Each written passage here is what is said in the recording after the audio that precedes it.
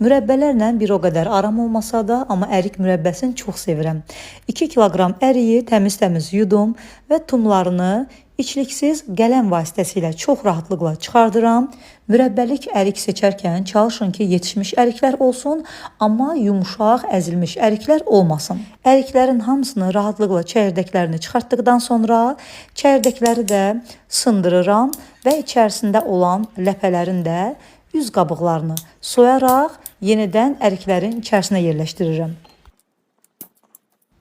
İstəsəniz hətta əriyin öz çəyirdəklərinin yerinə sizlər badamdan da istifadə edə bilərsiniz. Ləpələrin qabıqlarının hamısını soyduqdan sonra əriklərin içərisinə yerləşdirirəm. Daha sonra isə şirəni hazırlayıram. 1 kiloqram meyvə üçün 1 kiloqram şəkər tozundan da istifadə edə bilərsiniz. Amma mən hər 1 kiloqrama 900 qram şəkər tozundan və 1 stəkan da sudan istifadə etdim. Ümumilikdə 2 kiloqram meyvə üçün 1 kiloqram 800 qram şəkər tozu və 400 ml su əlavə edərək şirəmi qaynadıram. Şirə qaynamağa düşən kimi meyvələri içərisinə əlavə edirəm və çox yox. 2-3 dəqiqə meyvələri beləcə qaşıq vasitəsilə yavaş-yavaş şirənin içərisinə yerləşdirirəm.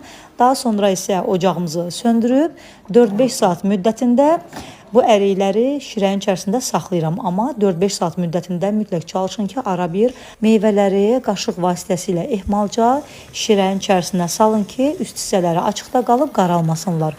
Və bu müddətdə meyvələr də öz suyunu çıxardır və 4-5 saat şirədə saxlayırıq. 4-5 saat şirədə qaldıqdan sonra ikinci dəfə ocağımızı yandırıb 5-6 dəqiqə müddətində yenə də qaynadıb ocağı söndürüb tam soyuyana qədər gözlədirik.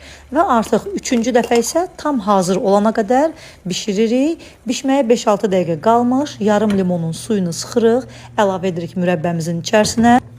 Üzərinə çıxan köpükləri də yığırıq. Limon suyu həm mürəbbəni deməli xarlanmağa qoymur, həm də rəngini çox gözəl şəffaf edir. Tam hazır olmağını da mən bu cür yoxlayıram.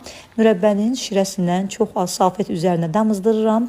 Əgər həmin o damcılar yəni hopmursa salfetə, onda deməli mürəbbəmiz hazırdır. Ocağı söndürdükdən sonra qabımı tərpədirəm, üzərində qalan köpükləri də salfet vasitəsilə yığıram və budur. Dən-dən, əzilmədən çox gözəl mürəbbəm hazır oldu. Mürəbbə hələ qaynar olduğu üçün ona görə məti bir qədər duru görünür, amma soyuduqca məti də bir qədər qatılaşacaq.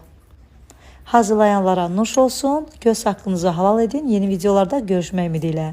Hələlik.